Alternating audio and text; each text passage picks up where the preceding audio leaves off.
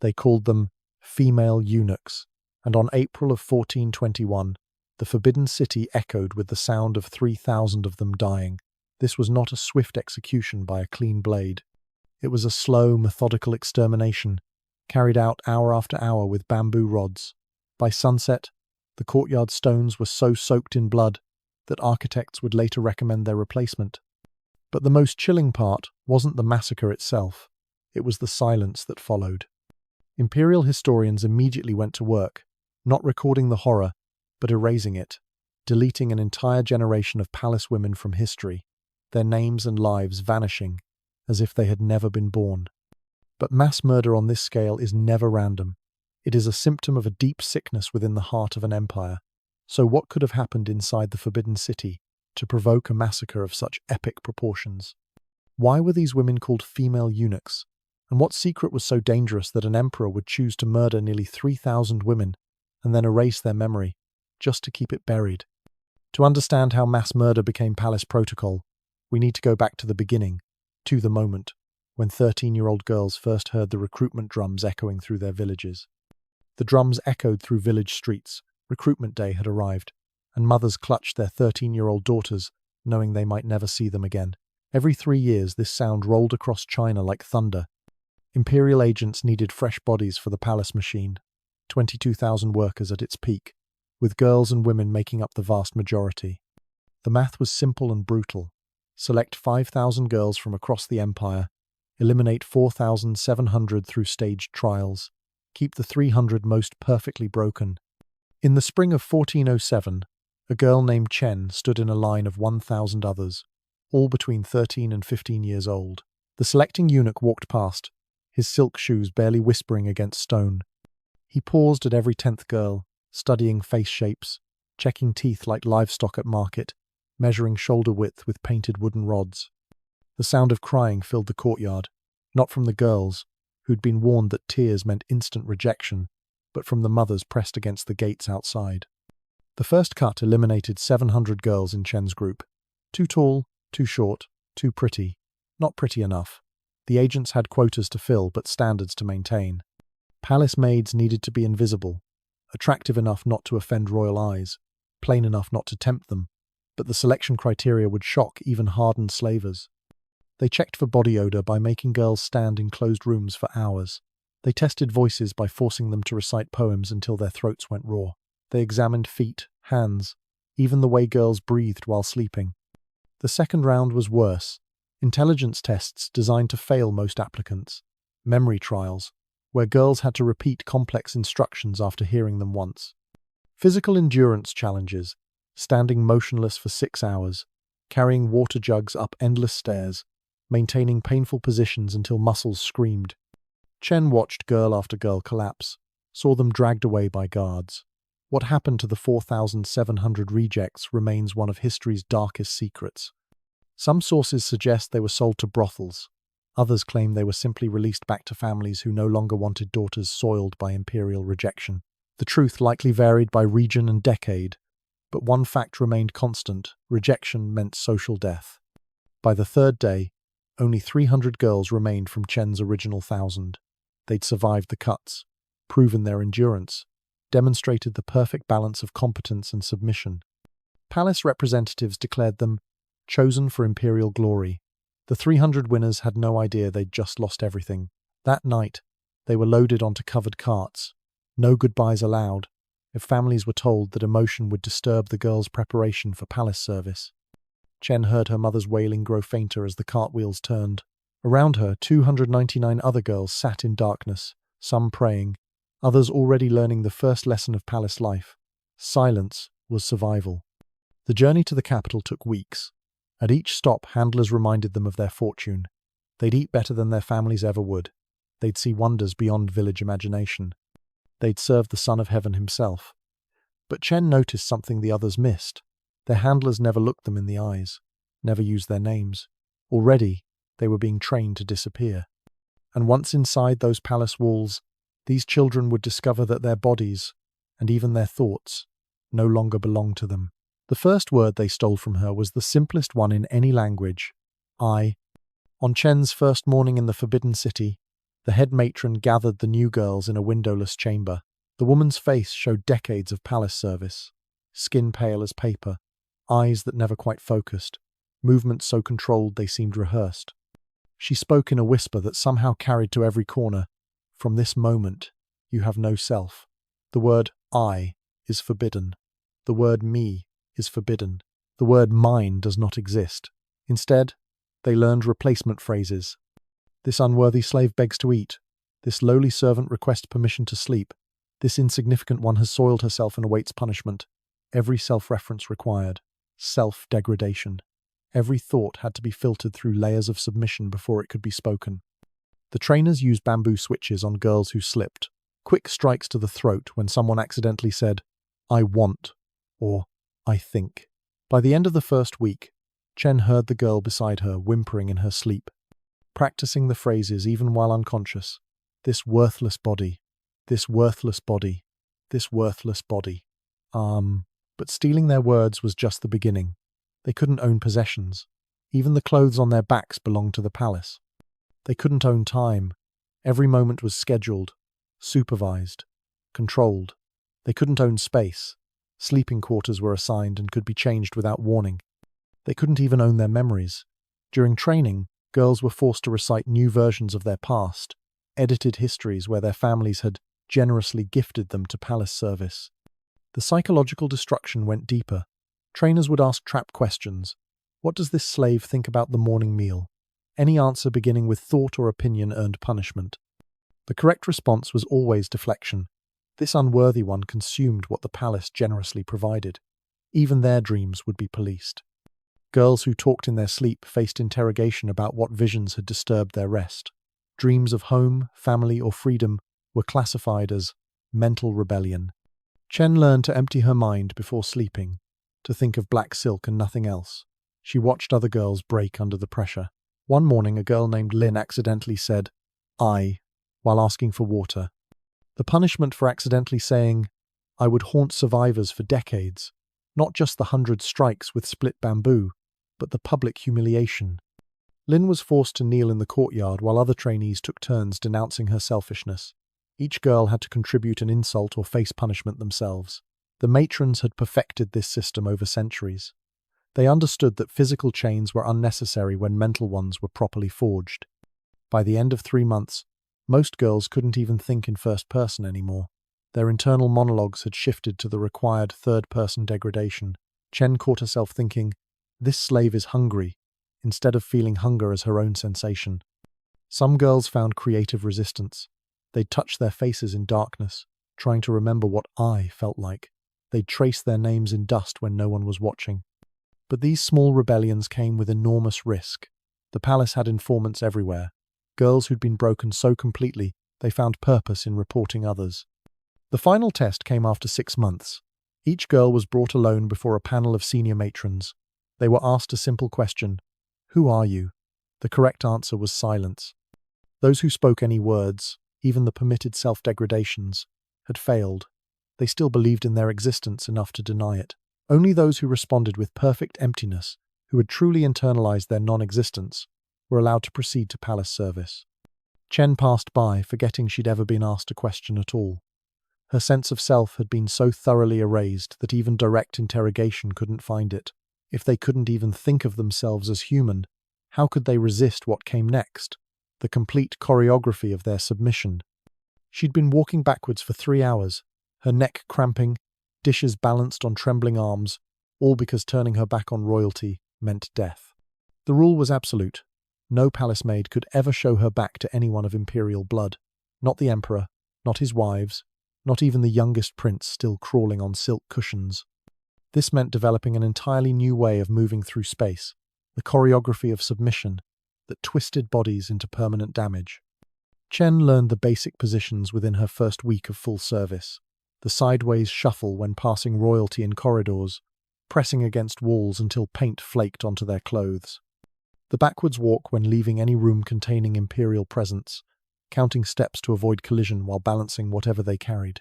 The spiral turn when changing direction, a dizzying maneuver that kept faces always oriented toward their betters. But the physical demands went beyond simple positioning. Maids served meals while maintaining these contorted poses. Picture it, carrying soup tureens filled with boiling liquid, walking backwards across polished floors, neck craned to watch for obstacles, arms extended to keep the vessel as far from royal persons as possible. The kitchen staff kept count of accidents. In the summer of 1413, one accidental turn killed 12 women in a single morning, when a maid tripped while backing away from the empress, sending scalding oil across a group of servants. The sleep positions broke them fastest.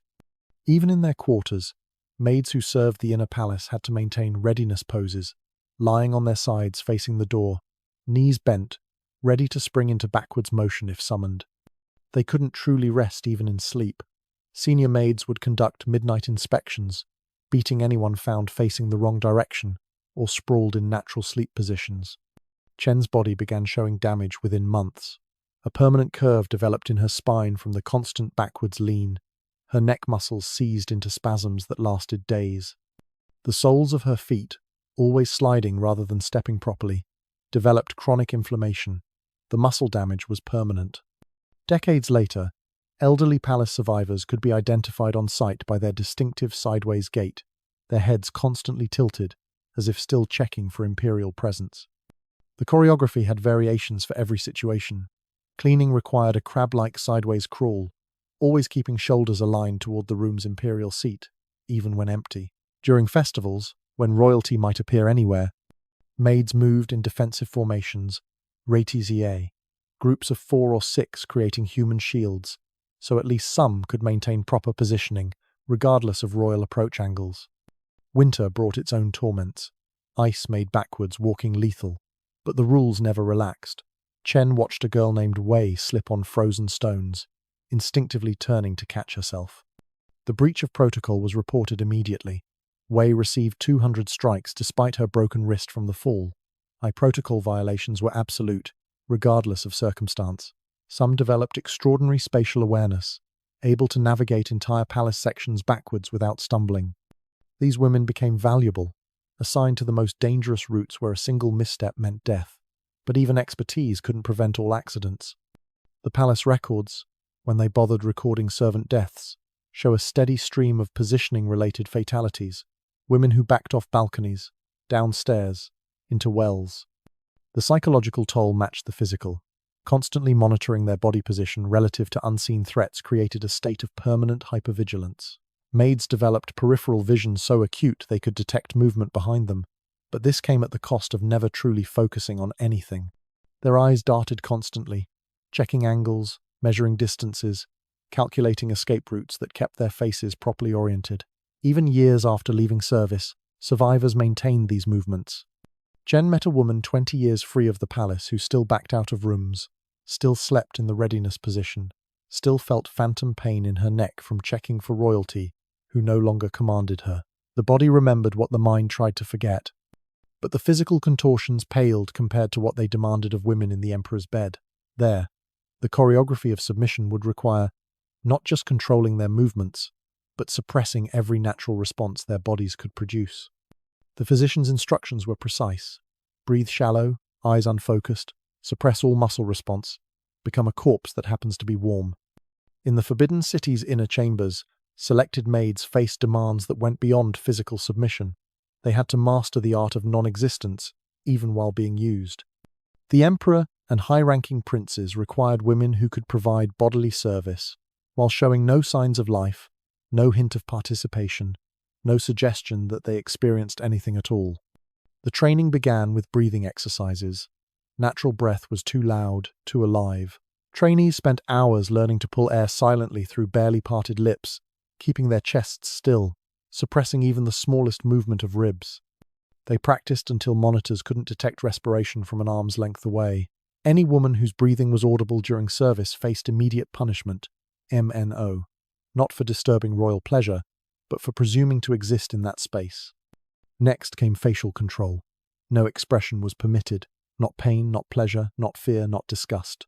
Trainers used unexpected stimuli to test responses, ice water thrown at faces, pins inserted under fingernails, sweet perfumes followed by rotting meat held under noses. Women who flinched, grimaced, or showed any reaction were beaten until they learned absolute stillness. The goal was a face so empty it resembled a porcelain mask, beautiful but lifeless. The eyes presented particular challenges. They couldn't close them. That suggested hiding or refusal. They couldn't focus them. That implied thought or awareness. The required state was a specific kind of blindness with open eyes, pupils dilated but not tracking, seeing nothing while missing nothing. Women who failed to suppress natural responses faced consequences worse than death. Some were blinded with hot needles to achieve the empty gaze artificially. Others were drugged into permanent semi-consciousness. Body temperature control came next. Human skin naturally flushes or cools in response to touch, fear, or arousal. Palace women learned to suppress these responses through meditation techniques that bordered on self-hypnosis. They'd sit in ice baths while maintaining skin warmth, then transfer to steam rooms while keeping their skin cool. The training process itself killed 1 in 10 through shock, hypothermia, or heat stroke. But the ultimate test was maintaining this living death during actual service. Chen watched selected women return from the emperor's chambers, saw the particular emptiness in their faces that went beyond training. They'd learned to separate consciousness from body completely, to float somewhere outside themselves while their flesh performed its function.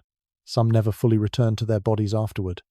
The matrons had pharmaceutical aids for those who couldn't achieve this state naturally. Lotus powder mixed with wine created dissociation. Poppy extracts numbed sensation. But these came with risks. Too much, and women became actually unconscious, which was forbidden. The dosing had to be precise, creating absence of self while maintaining technical awareness. Chen learned the aftermath was often worse than the act itself. Women who'd successfully maintained corpse-like stillness during service would later collapse in their quarters, bodies shaking uncontrollably as suppressed responses fought to surface. Some screamed silently for hours, mouths open but no sound emerging, still afraid to break the silence training. Others developed permanent tremors from the muscle control required. The physicians who oversaw this system kept detailed notes, treating it as medical curiosity rather than torture.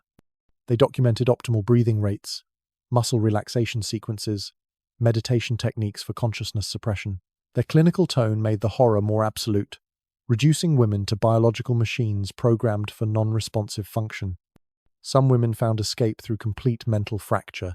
They achieved the required emptiness by actually vacating their minds permanently. These women continued serving, continued breathing, continued moving through palace routines, but something essential had departed. Other maids called them the gone ones, bodies that walked and worked but housed no person anymore. The few who maintained sanity did so through careful compartmentalization. They created internal spaces where some fragment of self could hide, emerging only in absolute privacy. But maintaining corpse-like stillness became impossible when their bodies betrayed them through the one function they couldn't control, their monthly cycles. Because in the Forbidden City, a woman's biology itself became a weapon, miniopa, and missing a single monthly cycle could trigger an execution.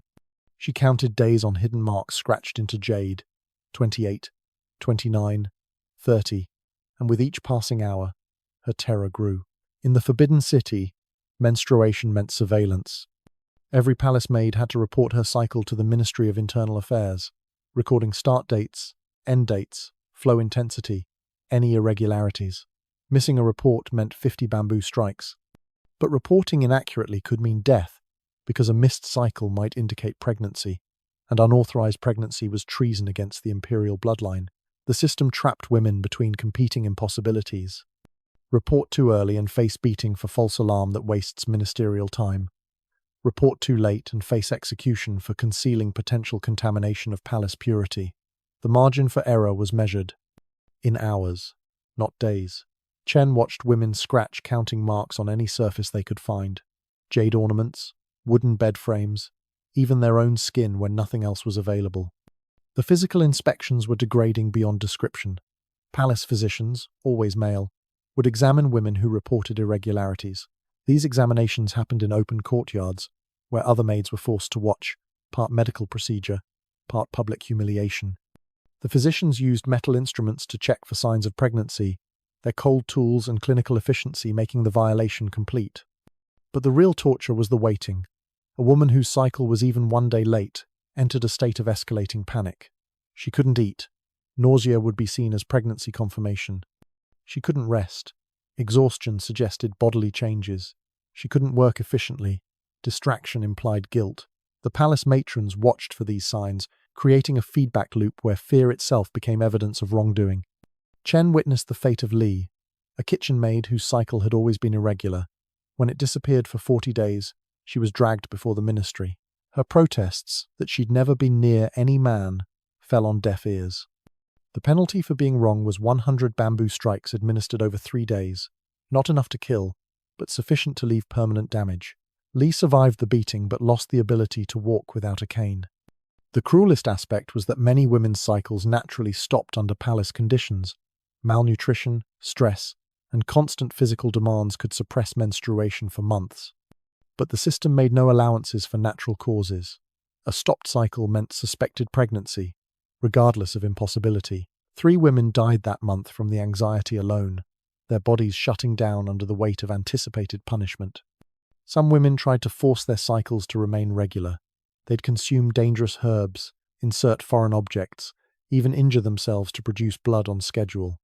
The aftermath of these desperate measures often caused infections that palace physicians refused to treat. The self-harm was considered another form of rebellion against imperial property. The record-keeping was meticulous and invasive.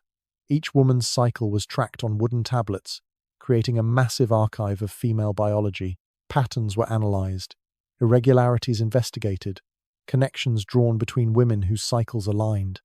The ministry believed that synchronized menstruation indicated secret gatherings or emotional bonds between maids, both forbidden activities.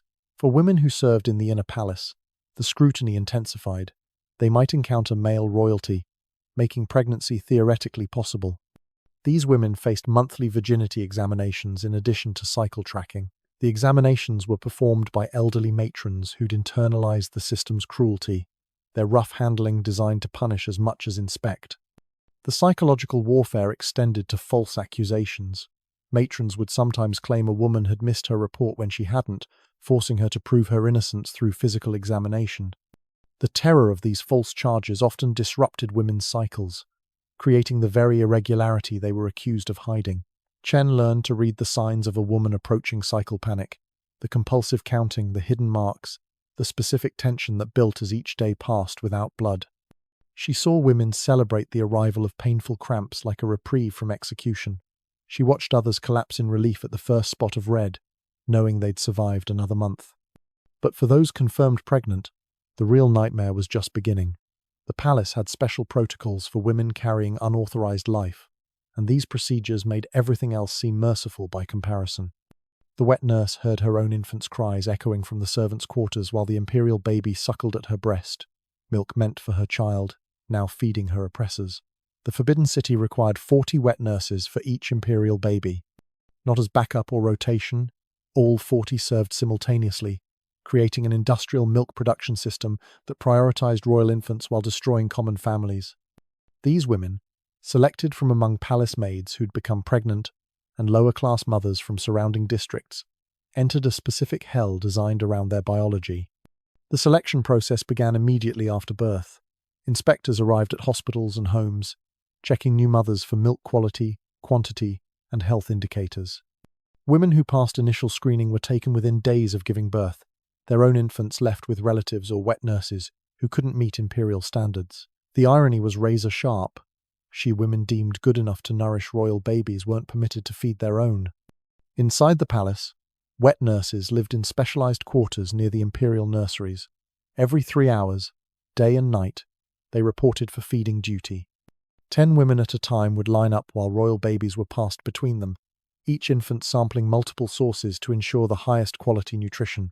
The women stood in rows like livestock, exposed from waist up, while supervisors monitored feeding efficiency and milk flow. Chen served rotation in the nursery wings and witnessed the systematic dehumanization. Wet nurses were referred to by numbers, not names. Their diets were strictly controlled, specific soups and gruels designed to maximize milk production.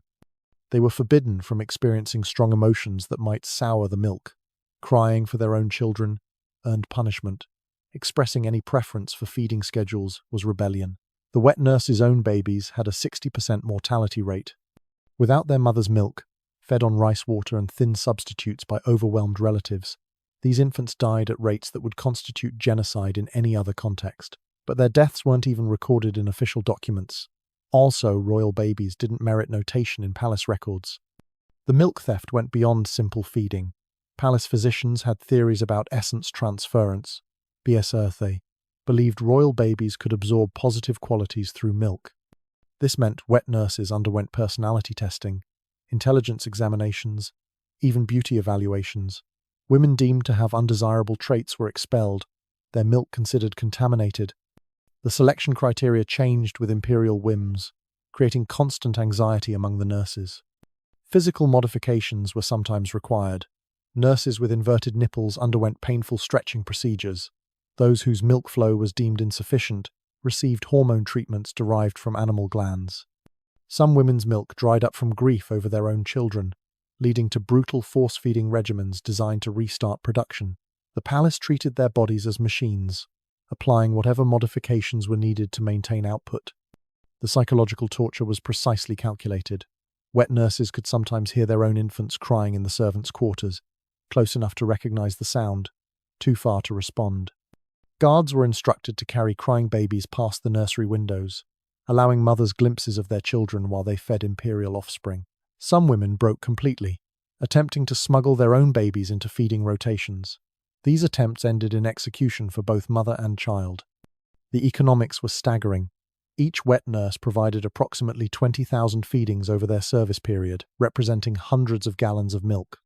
Multiply by 40 nurses per royal baby, factor in the dozen or more imperial children at any time, and the scale becomes clear. Thousands of women's bodies converted into milk production facilities, their own children sacrificed to sustain the imperial line. But the milk theft was just part of a larger economic machine.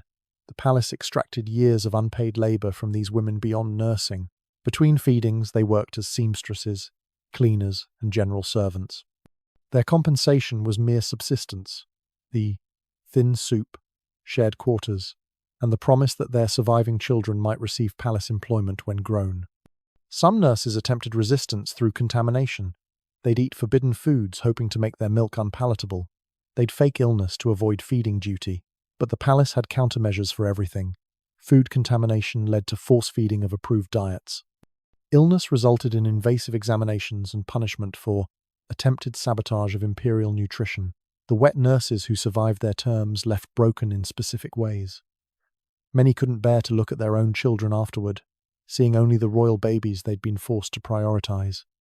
Others compulsively leaked milk for years after service, their bodies trained to overproduce. The lucky ones were those who forgot, in CHE, trauma manifesting as complete amnesia about their palace years. And the women who supervised this extraction had themselves been broken by the same system, creating a generational cycle of victims becoming victimizers. The bamboo rod shook in Aunt Chen's hand as she raised it above the crying girl. 20 years ago, she'd been beaten in this same spot, and now survival meant becoming the monster. The palace called them aunts, senior maids who'd survived decades of service, and now enforced the same brutalities they'd once endured. This wasn't natural progression, but calculated psychology. The Forbidden City understood that the most effective torturers were those who knew exactly how much pain each punishment caused, who remembered their own screams, and could calibrate suffering with precision. Aunt Chen had entered the palace at 13, now 43. She commanded a section of junior maids with the same cold efficiency once used against her. She knew which strikes would leave temporary welts versus permanent scars. She understood how many hours a girl could kneel on broken porcelain before infection set in. Her expertise came from having endured every punishment she now administered. The transformation didn't happen overnight. Young maids who showed exceptional submission were gradually given tiny authorities, distributing food portions, assigning sleeping positions, reporting infractions. Each small power came with impossible choices. Report a friend's mistake or share her punishment. Strike another girl or receive double strikes yourself. The palace system made complicity mandatory for survival. Chen watched her younger self in the trembling girl before her. Same age, same rural accent, same tears. But empathy was luxury she couldn't afford. The kindest women often became the cruelest enforcers because they understood the alternative. Show mercy and face accusation of corruption. Demonstrate insufficient zeal and lose the marginal privileges that made survival possible. The mathematics of oppression were simple. I may. Someone would suffer. Better them than you. The aunts developed signature cruelties that matched their own traumas. Those who'd been starved withheld food with particular spite. Women who'd endured sexual abuse became vicious about virginity inspections. Maids who'd lost children enforced pregnancy protocols with devastating thoroughness. They recreated their own suffering in endless cycles, each generation training the next in precision brutality. One aunt beat 30 girls to death in a single year, earning a reputation that made junior maids faint at her approach. But her efficiency came from experience. When she'd calculated exactly how much force would cause submission without creating martyrs. Dead girls required replacement, causing administrative hassle. Broken girls could still work, and their visible suffering reminded others to comply. The psychological manipulation went deeper than simple violence. Aunts would choose favorites among new girls, showing small kindnesses that created desperate attachment. Then they'd withdraw affection suddenly, leaving girls frantically trying to regain approval. This emotional whiplash was more effective than any beating. It made girls complicit in their own degradation, constantly striving to please their tormentors. Some aunts justified their actions through twisted logic. They claimed harsh training prepared girls for palace realities. Better to learn from someone who'd survived than discover limits through fatal error. This rationalization let them sleep at night, transforming torture into teaching, cruelty into care. They'd repeat phrases while beating girls, "This hurts me more than you," or "Someday you'll thank me," words they'd once heard through their own screams. The palace rewarded effective aunts with marginal comforts, private sleeping spaces, better food, occasional communication with outside family. These privileges seemed enormous after decades of deprivation. But they came with strings that tightened like nooses. Any aunt showing excessive mercy lost everything. The system ensured that kindness meant returning to the bottom of the hierarchy they'd spent lifetimes climbing. Chen discovered the deepest horror wasn't in becoming cruel but in feeling relief at others' suffering. When junior maids were punished, it meant she wasn't. When new girls arrived, it meant fresh targets for palace rage. She caught herself calculating which girls would break fastest, identifying weaknesses that could deflect attention from her own section. Survival required not just participating in oppression but excelling at it. But individual cruelty paled beside the systematic destruction of female bonds. The palace had perfected something diabolical, making women complicit in each other's destruction, turning friendship itself into a weapon of control. Natural solidarity became impossible when anyone might be tomorrow's enforcer or today's spy. The aunts represented the system's ultimate victory. They proved that sufficient pressure could transform any victim into villain, that survival instincts would override moral principles, that women could be made to destroy each other more efficiently than any external oppressor. They were living proof that the palace's true genius lay not in breaking bodies, but in corrupting souls. The wooden rod struck her abdomen for the 40th time, and she felt something inside tear loose. The palace punishment had begun. They called it discipline through adjustment, a euphemism for systematic internal mutilation, designed to destroy reproductive capacity while keeping women functional for labor.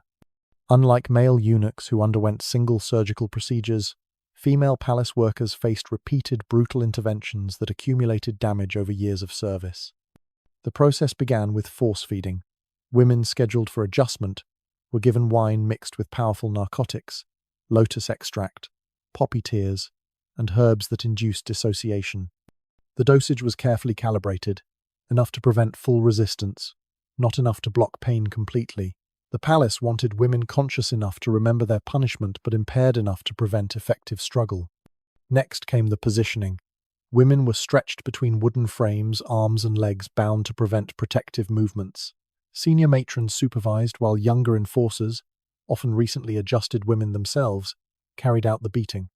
The primary tool was a rounded wooden rod, thick as a man's wrist, polished smooth from generations of use. The technique required specific training. Strike too high and ribs might break, killing valuable workers.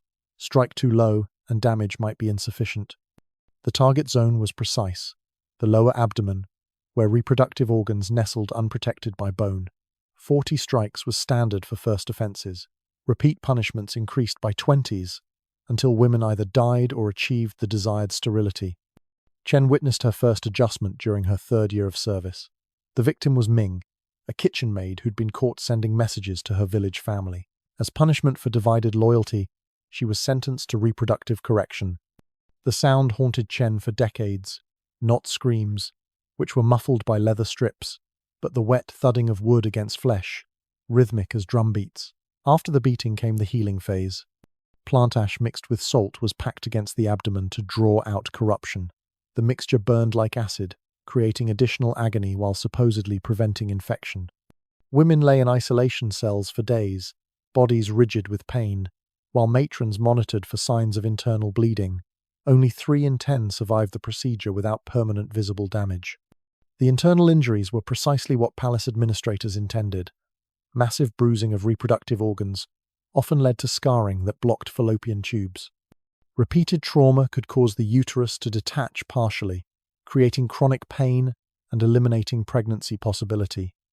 Some women experienced prolapse, organs shifting position permanently. The palace physicians documented these outcomes with satisfaction, noting successful correction of rebellious tendencies.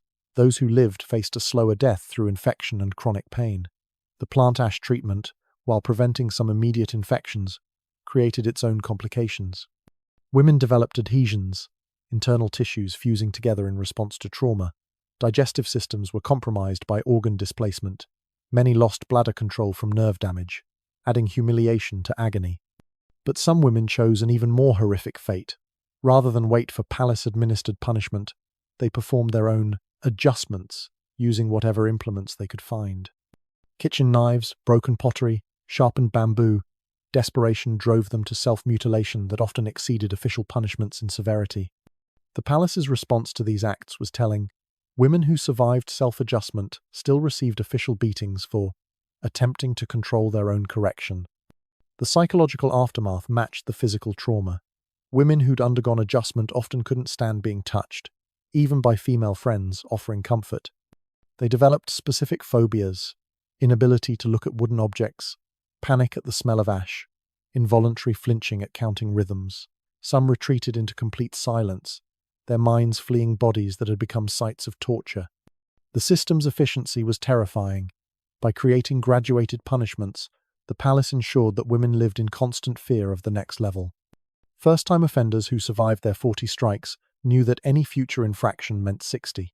This knowledge created self-policing more effective than any guard system. Women would betray friends rather than risk advancement to the next punishment tier. Medical documentation from the period, written in clinical language that amplified the horror, detailed successful outcomes. Women rendered permanently sterile, but still capable of manual labor. The physicians noted with approval that adjusted women often worked harder than before, driven by terror of receiving additional corrections. They'd transformed reproductive assault into a management strategy. Faced with such brutalization, a group of palace women decided on the unthinkable. Final self, they would murder the emperor himself, the source of all their suffering. 16 women crept through moonlit corridors, clutching silk ribbons and curtain cords, their makeshift weapons for history's most desperate assassination attempt. October 1542. The Forbidden City slept under autumn fog, while Emperor Jiajing lay in drugged slumber, exhausted from another night of alchemical experiments and sexual excess. The conspirators had planned for months, communicating through gestures during group punishments, hiding weapons in plain sight as decorative elements. Their leader, Consort Duan, had been forced to watch her sister beaten to death for crying during rape. Tonight, they would end the source of all palace suffering. The plan was simple because complexity meant discovery. 16 palace women with access to the emperor's bedchamber would slip inside during the deepest sleep hours. Using silk scarves and curtain cords, the only weapons they could obtain without suspicion, they would strangle him before guards could respond. Quick, silent, final. The abandoned needleworking materials and hair ribbons that littered palace quarters would become instruments of imperial death. They moved like ghosts through corridors they'd cleaned for years, feet silent on stones they knew by touch. Each woman carried her own trauma. Yang had been adjusted 3 times. Wang had lost 2 children to wet nursing. Lady Kui bore scars from experimental tortures. Their diverse sufferings unified into single purpose. The emperor must die.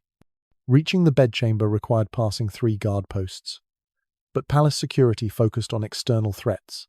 not the broken women who emptied chamber pots and changed silk sheets. The conspirators had practiced their approach for weeks, timing guard rotations, memorizing which floor stones creaked. They passed the first checkpoint by crawling below sightlines. The second, by timing their movement with guards' tea breaks. The third stood empty, the guards gambling in a side room, confident that no threat could emerge from within. Inside the chamber, Emperor Jiajing lay sprawled across his bed, mouth open, completely vulnerable. The women had rehearsed this moment, using practice dummies made of rolled blankets. Consort Duan would loop the silk around his neck, while others held limbs to prevent struggle. The knot had been practiced hundreds of times, a sliding noose that would tighten with resistance. But in the darkness, with shaking hands and racing hearts, everything went wrong. The knot that would have saved thousands of women slipped. Instead of a sliding noose, trembling fingers tied a fixed loop that couldn't tighten properly. As silk touched the emperor's throat, he stirred. Panic destroyed coordination. Some women pulled while others hesitated. The silk cord tangled with bed curtains. Someone knocked over a porcelain vase. The crash woke Jiajing fully. He thrashed, screamed, clawed at the loose silk around his neck. The conspirators had seconds before guards arrived. Some fled immediately. Others tried desperately to complete their mission, pulling cords in different directions, their inexperience with violence turning assassination into chaos. Lady Wang attempted to smother him with pillows, while Yang tried to correct the knot. Their fumbling desperation sealed their fate. Guards burst in to find the emperor purple-faced but breathing, surrounded by weeping women still clutching their pathetic weapons. The rebellion had lasted less than 3 minutes. Their families had no idea they'd just been condemned to death alongside the conspirators.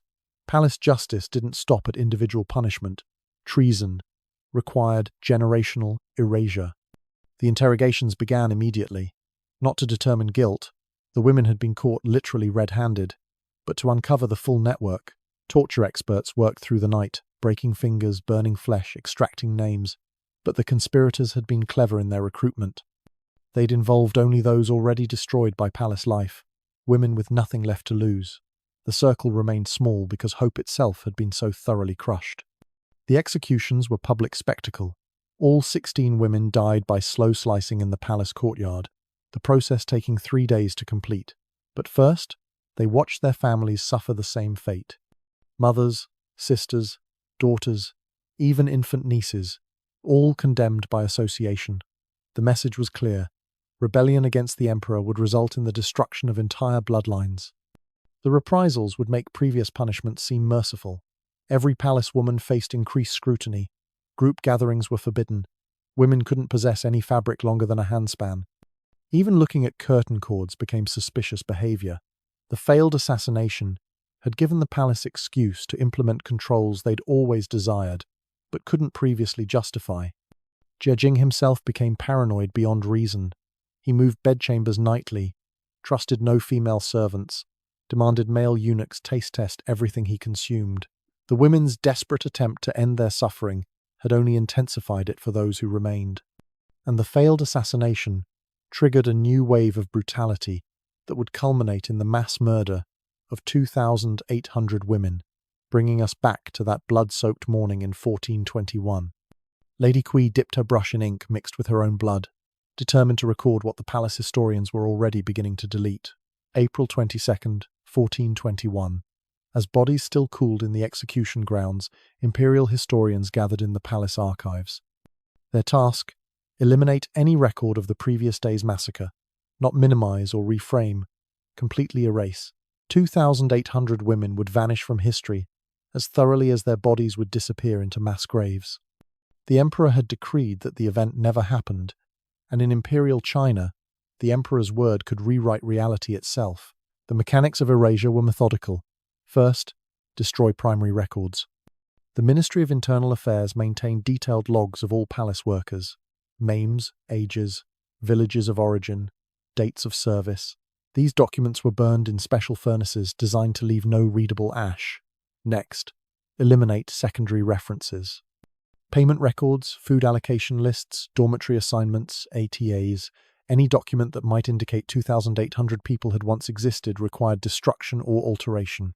But Lady Kui, a senior palace administrator with access to these records, had anticipated the erasure. Days before the massacre, when execution orders began circulating, she'd started her own documentation, using traditional materials that would seem unremarkable if discovered: poetry paper, painting silk. She recorded names, ages, stories. When standard ink ran low, she mixed her own blood with soot, creating permanent testimony written in the fluid of life itself.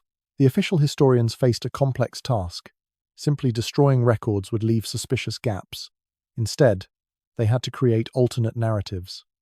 The 2,800 executed women became transferred to provincial palaces or returned to families for marriage. Death dates were scattered across decades to avoid patterns. The mass grave site was redesignated as a meditation garden, its freshly turned earth explained by landscaping projects. The Imperial historians left 2,800 blank spaces in their consciousness, if not their documents. They developed a selective blindness, training themselves not to see discrepancies. When food allocations dropped by thousands of portions overnight, they recorded it as efficiency improvements. When an entire wing of servant quarters stood empty, they noted renovation in progress. Their complicity ran deeper than lies. They restructured their own perception to align with imperial commands. But Lady Kui had hidden her account, when no one would think to look, inside the decorative scrolls of her own funeral preparations. Traditional Chinese culture demanded that elderly palace servants prepare their own burial items. Her death poems were actually victim testimonies. Her afterlife paintings contained coded names and dates. She gambled that cultural taboos around death materials would protect her records from casual inspection. The erasure extended beyond documentation. Physical evidence required elimination too. Personal belongings of 2,800 women, whether clothes, jewelry, letters from home, were collected and burned. The execution ground itself was renovated, stones replaced, soil removed to depth of 6 feet. Cherry trees were planted in neat rows, their future blossoms meant to cover the ground that had drunk so much blood. But some evidence couldn't be destroyed. Other palace women remembered. They whispered names in darkness, taught new arrivals about the missing, maintained mental records of the erased. The true number of victims might have been even higher. Some estimates suggest additional hundreds died in the days following, from injuries sustained while forced to watch the executions, or from suicide driven by survivor guilt. The imperial censors worked to prevent any written record of these memories. Palace women were forbidden from learning to write beyond basic characters needed for inventory work. Those caught with personal writings faced the same adjustments used for physical rebellion. Oral histories were disrupted by constantly reassigning women to different sections, breaking up groups who might preserve collective memory. Yet Lady Kui persisted. As her health declined, well-laid, possibly hastened by the blood loss from her documentary efforts, she trained a successor in her hidden archives location. This woman, whose name was itself later erased, continued the work, generational transmission of suppressed history, hidden in funeral goods, in embroidery patterns, in songs disguised as lullabies. The effectiveness of the erasure was nearly complete. No official Chinese history mentions the 1421 massacre. Western scholars who later gained access to imperial archives found perfect documentary silence around those dates. If not for Lady Kui's blood-written testimony, discovered centuries later hidden in a tomb's decorative scrolls, the murder of 2,800 women would have achieved its intended outcome. I won 2,000 perfect historical non-existence. And now, after building through centuries of systematic brutalization, we return to that April morning when 2,800 women learned that their lives were worth less than one man's reputation. The sun rose on April 21st, 1421, illuminating a scene of methodical annihilation. In the Forbidden City's largest courtyard, 2,800 palace women knelt in perfect rows, backs straight, despite the terror, maintaining the positioning discipline beaten into them even as they faced death.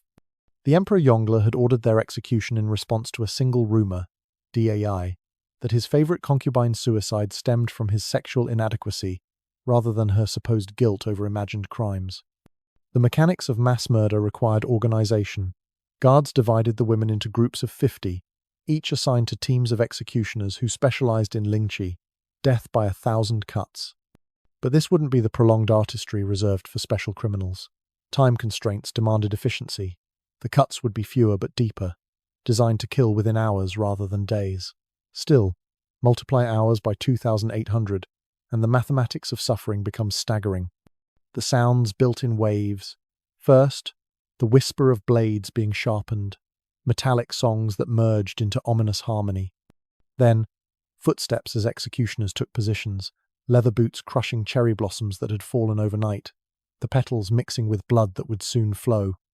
The head executioner read charges in a voice that carried across the courtyard. Conspiracy to spread seditious rumors, corruption of imperial dignity, collective treason against the dragon throne.